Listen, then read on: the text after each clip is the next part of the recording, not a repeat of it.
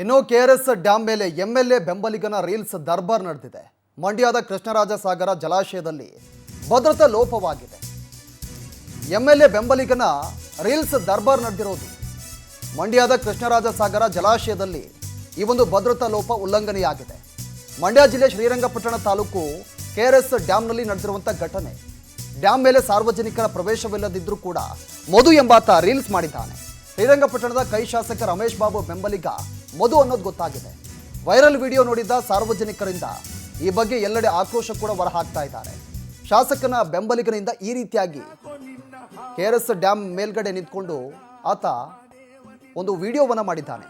ಆ ವಿಡಿಯೋ ಸಾಮಾಜಿಕ ಜಾಲತಾಣದಲ್ಲಿ ಇದೀಗ ವೈರಲ್ ಆಗ್ತಾ ಇರೋದು. ಇಲ್ಲಿ ಭದ್ರತಾ ಉಲ್ಲಂಘನೆಯಾಗಿದೆ. ನಾನು ಶಾಸಕನ ಬೆಂಬಲಿಗ ಅನ್ನೋದು ಆತನ ದರ್ಪ. ಅಲ್ಲಿ ಎಲ್ಲ ಕಂಡಾಗ ಮನೆವ ನಿನ್ನ ಭೇಟಿ ಮಾಡೋದೆಂಗೆ ಇವಾಗ ಯಾವ ತರ ಧೈರ್ಯ ಮಾಡೋ ಜೀವ ಹೆದರಿ ಬಂತು ಕೈಯಾಗ. ದೃಶ್ಯದಲ್ಲಿ ಕೂಡ ಗಮನಿಸ್ತಾ ಇದ್ದೀರಾ. ಕೆಆರ್ಎಸ್ ಡ್ಯಾಂ ಮೇಲ್ಗಡೆ ನಿಂತ್ಕೊಂಡು ಎಂಎಲ್ಎ ಬೆಂಬಲಿಗನು ಈ ರೀತಿಯಾಗಿ ರೀಲ್ಸ್ ಮಾಡಿದ್ದಾನೆ. ಆ ರೀಲ್ಸ್ ಅನ್ನು ಸಾಮಾಜಿಕ ಜಾಲತಾಣದಲ್ಲಿ ಅಪ್ಲೋಡ್ ಮಾಡಿರೋದು.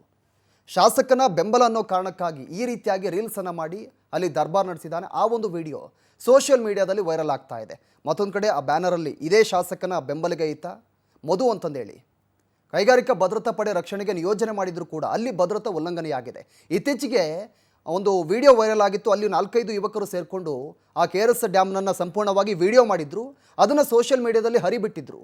ಅದಾದ ಘಟನೆ ಬೆನ್ನಲ್ಲೇ ಇದೀಗ ಮತ್ತೊಂದು ಈ ರೀತಿಯಾಗಿ ಘಟನೆ ನಡೆದಿರೋದು. ಇಲ್ಲಿ ಪದೇ ಪದೇ ಭದ್ರತೆ ಉಲ್ಲಂಘನೆ ಆಗ್ತಾ ಇದೆ. ಈ ರೀತಿಯಾಗಿ ರೀಲ್ಸನ್ನು ಮಾಡೋದು, ಸೋಷಿಯಲ್ ಮೀಡಿಯಾದಲ್ಲಿ ಅದನ್ನು ಅಪ್ಲೋಡ್ ಮಾಡೋದು. ಅಷ್ಟೊಂದು ಭದ್ರತೆ ಸರ್ಕಾರ ಇದಕ್ಕೆ ಲಕ್ಷ ಹಣವನ್ನು ಖರ್ಚು ಮಾಡುತ್ತೆ ಭದ್ರತೆಗೋಸ್ಕರ. ಆದರೂ ಕೂಡ ಈ ರೀತಿಯಾಗಿ ಭದ್ರತೆ ಉಲ್ಲಂಘನೆ ಆಗ್ತಾ ಇದೆ.